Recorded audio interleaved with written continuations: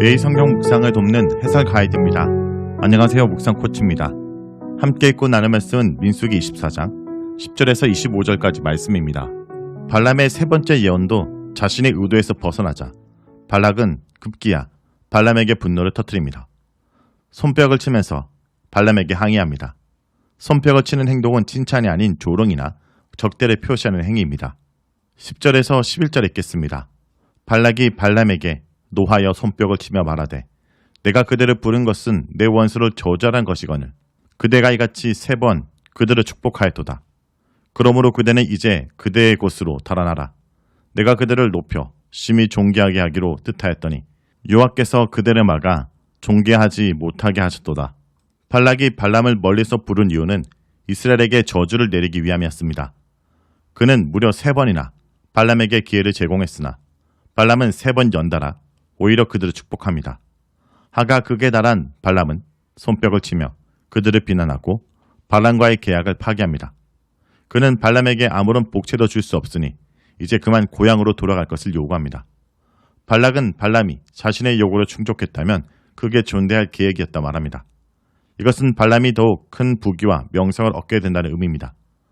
발락의 발람에 대한 칭찬의 박수가 이제 조롱과 비난의 박수로 바뀌었습니다. 이것은 단순한 이익의 관점에서 형식적인 인간관계를 맺는 사람의 전형적 특징입니다. 발락은 나아가 하나님을 은근히 비난합니다. 그는 지금 이스라엘의 하나님이 발람에게 부와 명예를 가질 기회를 빼앗아간 것이라 말합니다. 이런 하나님께 순종하는 발람이 어리석다라고 발락은 조롱한 것입니다. 여기서 사람의 뜻을 쫓아 누릴 막대한 부귀 영화를 포기하고 하나님에 대한 순종을 선택한 발람의 모습은 시사하는 바가 큽니다. 비록 나중에 본색이 25장 이후에 드러나겠지만 현재 발람은 마땅히 칭찬받을 부분이 있고 나름 믿음의 기감이 되고도 있습니다. 12절에서 14절 읽겠습니다. 발람이 발락에게 이르되 당신이 내게 보낸 사신들에게 내가 말하여 이르지 아니하였나이까. 가령 발락이 그 집에 가득한 은금을 내게 줄지라도 나는 여호와의 말씀을 어기고 선악간에 내 마음대로 행하지 못하고 여호와께서 말씀하신 대로 말하리라 하지 아니하였나이까. 이제 나는 내 백성에게로 돌아가거니와 들으소서. 내가 이 백성이 후일에 당신의 백성에게 어떻게 할지를 당신에게 말하리라 하고 발람은 분노한 발락에게 차분히 대답합니다. 그는 처음부터 발락의 사신들을 통해 이미 통보한 대로 실천해 왔을 뿐이라 말합니다. 발람은 자신이 하나님의 말씀을 어기면서까지 엉뚱한 예언을 전할 수 없음을 미리 말한 이상 자신에게는 아무런 잘못이 없다고 합니다. 비록 아무런 보상도 받지 못했지만 이대로 자신의 고향으로 돌아가겠다 대답합니다. 그러나 되돌아가겠다고 대답한 발람에게는 남아있는 예언의 말씀이 더 있었습니다. 그것은 바로 미래에 이스라엘 백성이 모압, 곧 발락의 백성에게 어떻게 할 건지를 말해주는 중요한 신탁이었습니다. 그것은 발람이 발락에게 남기고 간 마지막 예언이었습니다. 15절에서 25절 읽겠습니다. 예언에 이르기를 보올의 아들 발람이 말하며 눈을 감았던 자가 말하며 하나님의 말씀을 듣는 자가 말하며 지극히 높으신 자의 지식을 아는 자, 전능자의 한상을 보는 자, 엎드려서 눈을 뜬 자가 말하기를 내가 그를 보아도 이때의 일이 아니며 내가 그를 바라보아도 가까운 일이 아니로다. 한 별이 야곱에서 나오며 한 규가 이스라엘에게서 일어나서 모압을 이쪽에서 저쪽까지 쳐서 무찌르고 또 셋의 자식들을 다 멸하리로다. 그의 원수 에돔은 그들의 유산이 되며 그의 원수 세일도 그들의 유산이 되고 그와 동시에 이스라엘은 용감히 행동하리로다.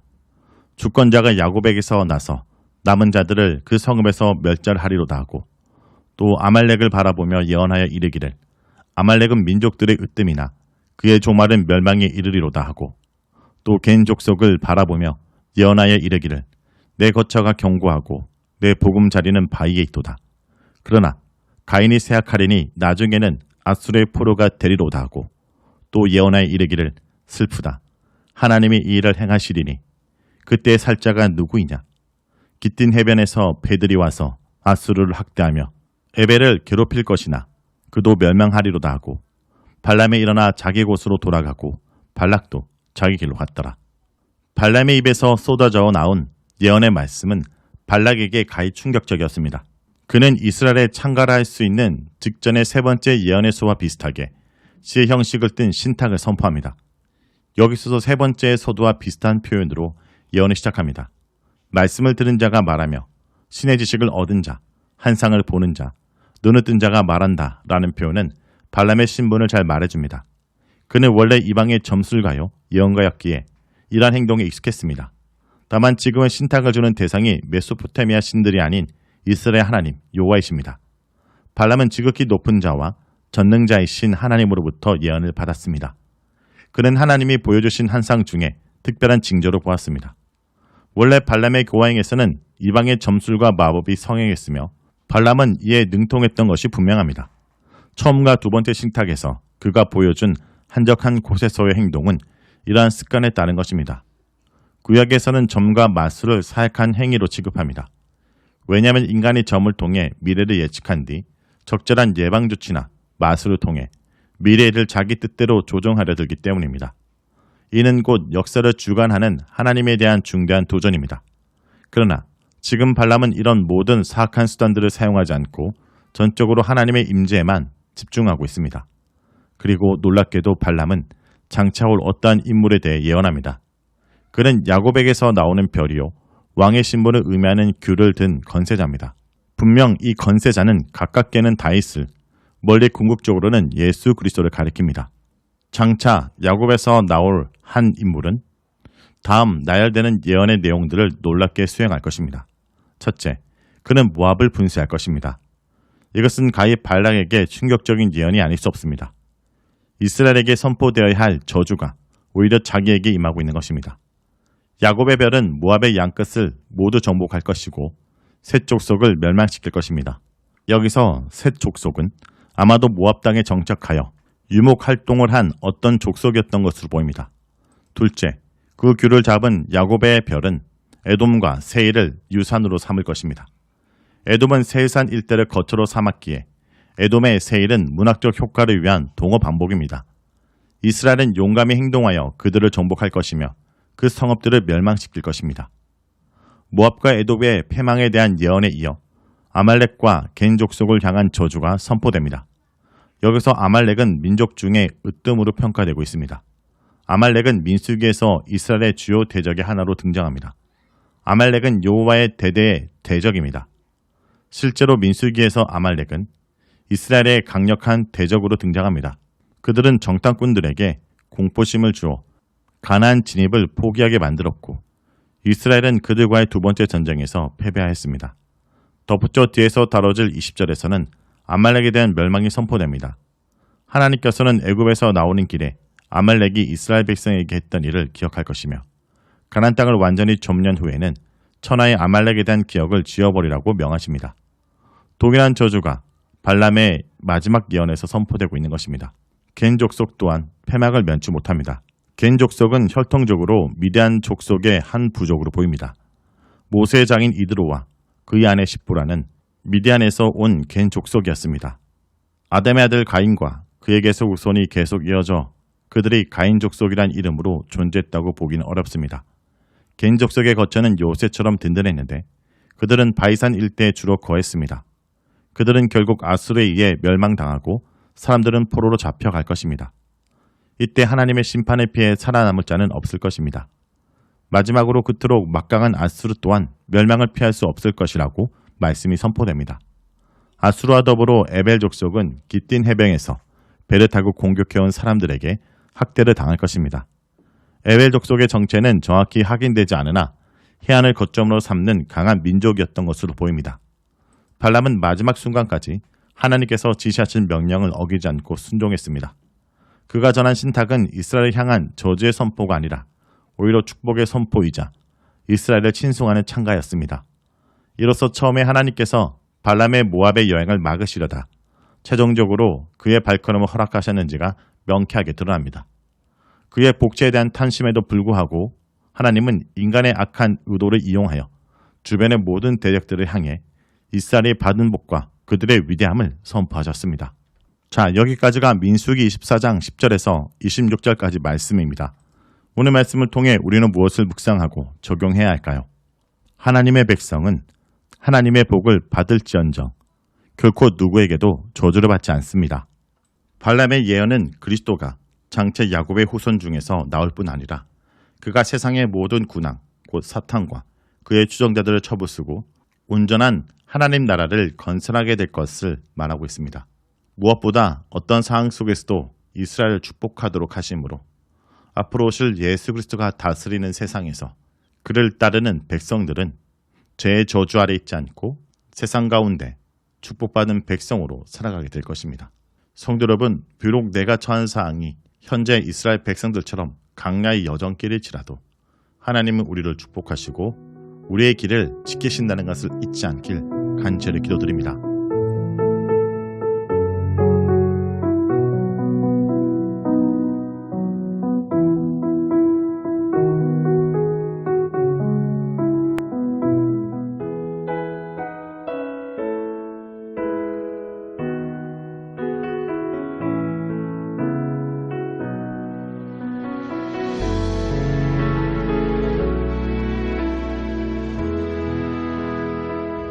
예수는 나의 힘이요,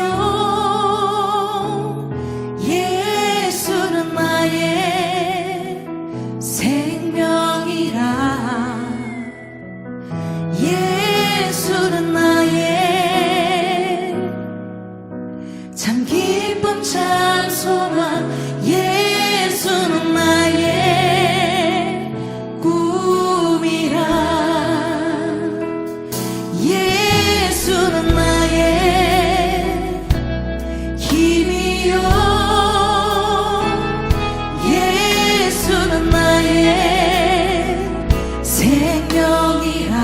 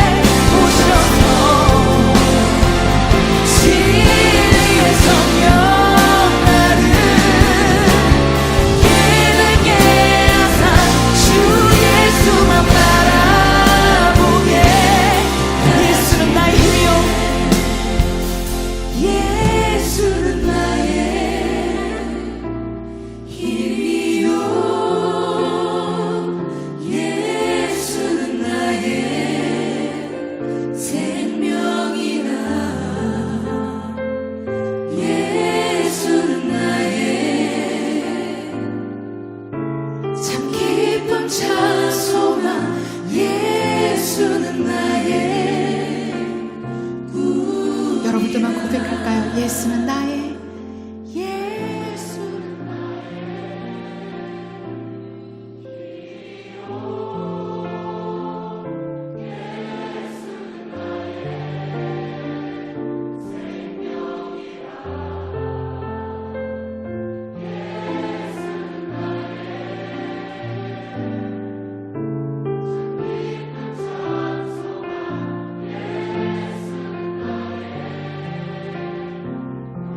예수는 나의 힘이요